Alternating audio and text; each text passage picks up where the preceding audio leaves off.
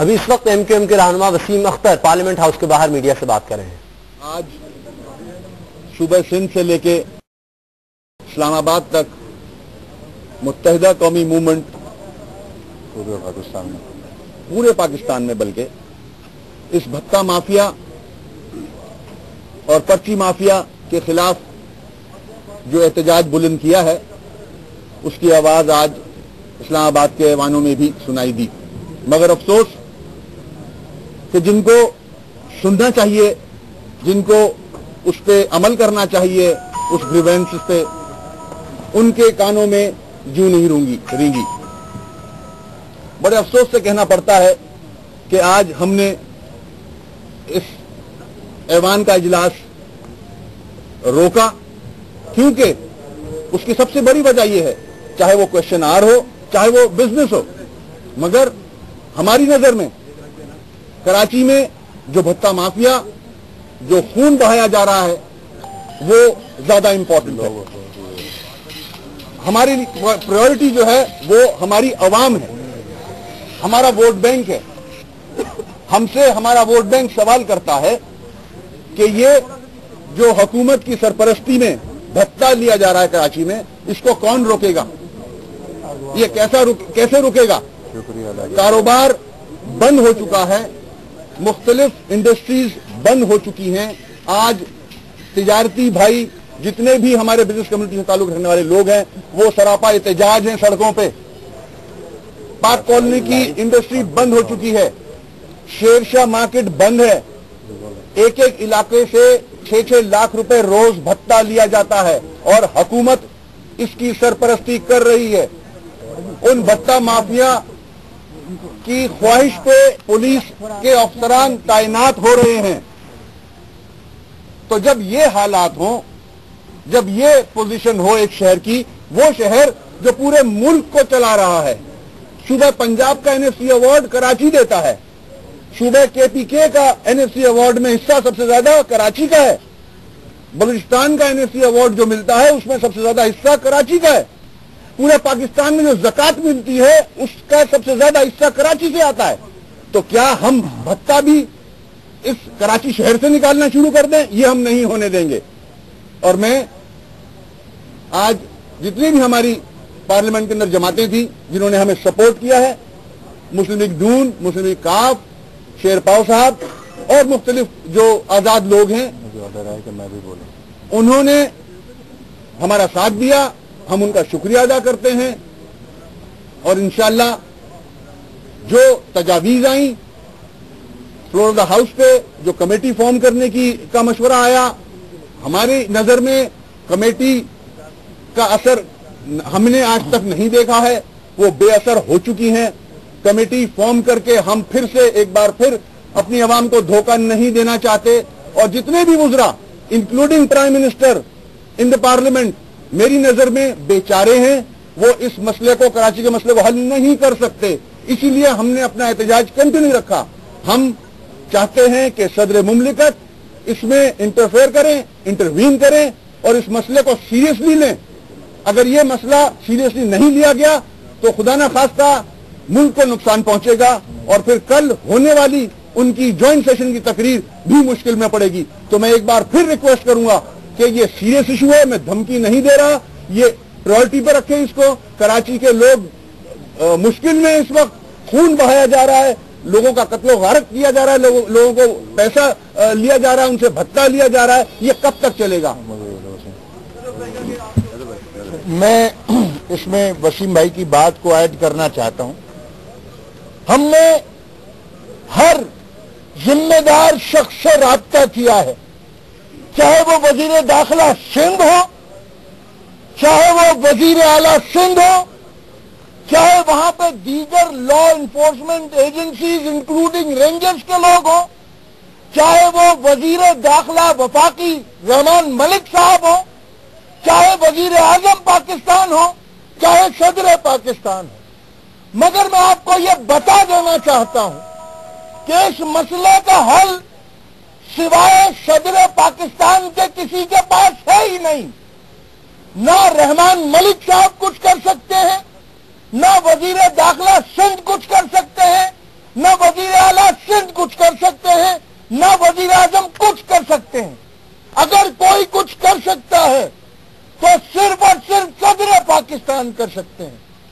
یرغمال بنا کے رکھا ہے غنڈوں نے کراچی کو.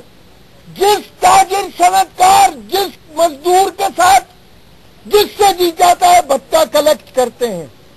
60 سے زیادہ کراچی میں تاجروں کے بچوں کو اغوا کیا گیا ہے. 60 سے زیادہ. کوئی پرسان حال نہیں ہے. جا کر سی پی ایل سی کا ریکارڈ کو دیکھیے. 60 سے زیادہ بچے اغوا ہوئے ہیں. اب تو کوئک رینسم کی باری آتی ہے کہ گاڑی میں اغوا کرتے ہیں, گاڑی میں رینسم کلیکٹ کرتے ہیں, پیسہ ملتا ہے تو چھوڑتے ہیں, نہیں ملتا تو گولی مار کے پھینک دیتے ہیں. اور یہ صورتحال پورے شہر کی ہے. ایم کیو ایم کے M N As M P A جب اس بات کو روکنے کی کوشش کرتے ہیں, پولیس سے میٹنگ کرتے ہیں, رینجر سے میٹنگ کرتے ہیں, تو ان اغوا کاروں اور ان بھٹا خوروں کو دھمکیوں کے phone M P As M N As کو ایم کیو ایم کے آتے ہیں. یہ کھڑے ہیں شیخ صلاح الدین جن کو دھمکیوں کے فون آ رہے ہیں آج بھی اغوا کاروں کی جانب سے. خواجہ سہیل سانحہ نشتر پارک میں جب 13 تاجروں کو شہید کیا گیا صرف بھٹا نہ دینے کے عوض, اس شخص نے آواز اٹھائی, اس کے حلقے میں لگتا تھا, اس کو دھمکیاں آنی شروع ہو گئیں. آخر یہ کب تک یہ سلسلہ جاری رہے گا؟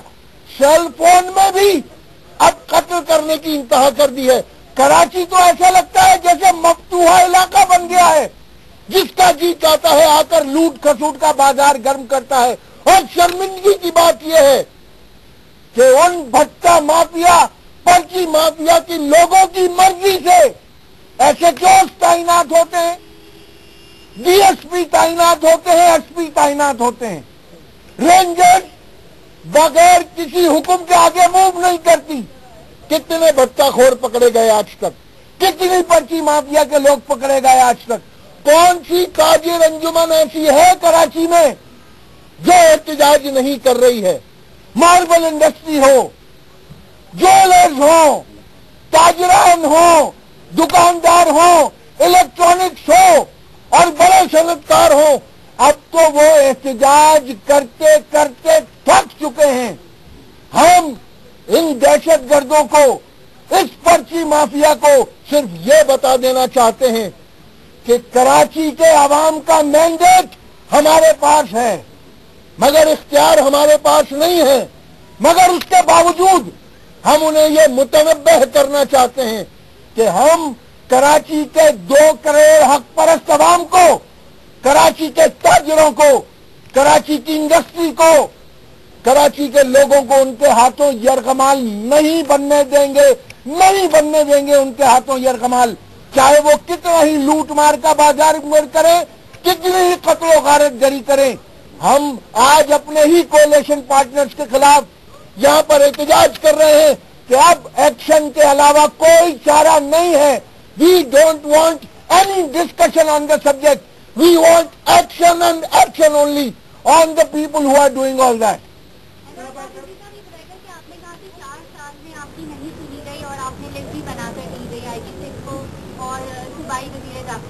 تو 24 گھنٹے میں ایسا وہ کیا کریں گے, کیا امید ہے آپ کو, اور کس قسم کے ایکشن کی امید رکھتے ہیں آپ؟ یہ ان پر ڈیپینڈ کرتا ہے, ان کے کورٹ میں بال ہے, اور ہم یہ سمجھتے ہیں کہ اب ڈسکشن کا ٹائم نہیں ہے, اب ایکشن کا ٹائم ہے.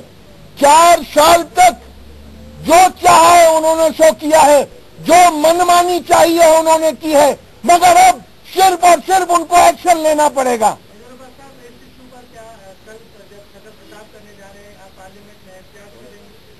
یہ بھی ممکنات میں سے ہے, میں اس کے امکان کو رد نہیں کرتا.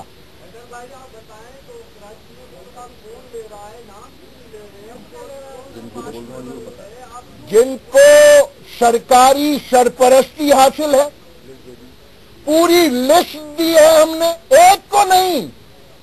صوبائی وزیر داخلہ, وزیر اعلی سندھ, ڈی جی رینجرز, وفاقی وزیر داخلہ, وزیر اعظم پاکستان, صدر Pakistan, even floor of the house تک پہ ہم نے لسٹ دی ہے بھائی. اگر پارلیمنٹ میں وہ موجود جمع کرائی گئی ہے تو دیٹ از پبلک پراپرٹی. آپ سی پی ایل سی سے لے لیں, پارلیمنٹ سے لے لیں.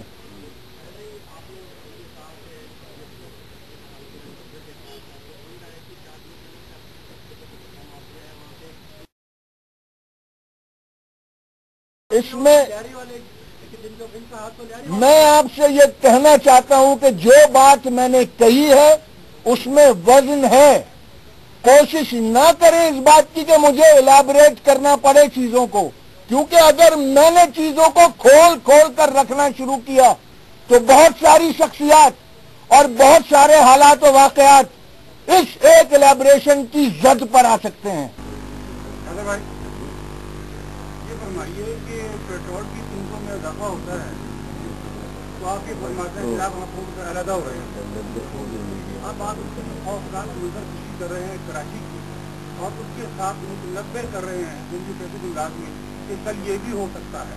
یہ کیا بتا رہے ہیں؟ دیکھیے ہم یہ چاہتے ہیں، فاروق بھائی آپ کا سوال 100% جینوئن ہے. ہم صرف یہ چاہتے ہیں کہ موقع دیا جائے، کہیں ایسا نہ ہو کہ ہم کوئی ایکشن کریں، کوئی ایکشن لیں اور بعد میں ہمیں یہ کہا جائے کہ اگر آپ نے وقت نہیں دیا، آپ نے موقع نہیں دیا.